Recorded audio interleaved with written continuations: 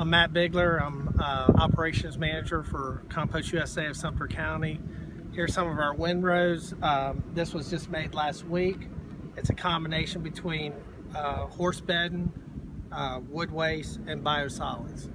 There's different formulations, but this pile was actually made with 1/3, 1/3, and 1/3. When the rows are done, after they're constructed, we put a biofilter cap on there to mitigate any odors and to keep it protected by any rainfall and anything else.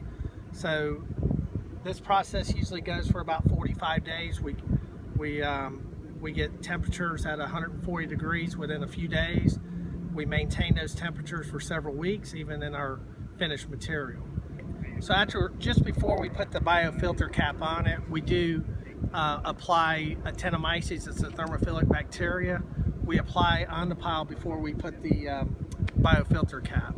There's also been a lot of questions. What do we do when it rains? Good question. Here, if you have a well-designed site, if you keep your windrows very clean, if you follow the weather and make sure that you're not mixing, turning, or doing any of your applications when it's heavy rainfall, which we don't, you can keep a nice clean site. Basically, there's 70 on our footprint here. We have 70% of our material is covering our footprint here. So that means 30% of your rainfall that goes down these spillways, if you keep them clean, you're not going to have any cross-contamination. The other 70%, these piles are going to absorb that water.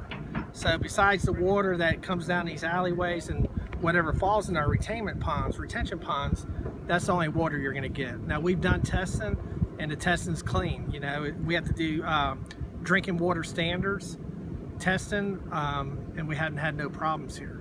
And believe me, we've had some heavy rains here. It's how you manage it. So it's number one, not bringing in material when it's heavily raining. Make sure that your haulers know that, and then you work around it. I mean, you can't beat Mother Nature.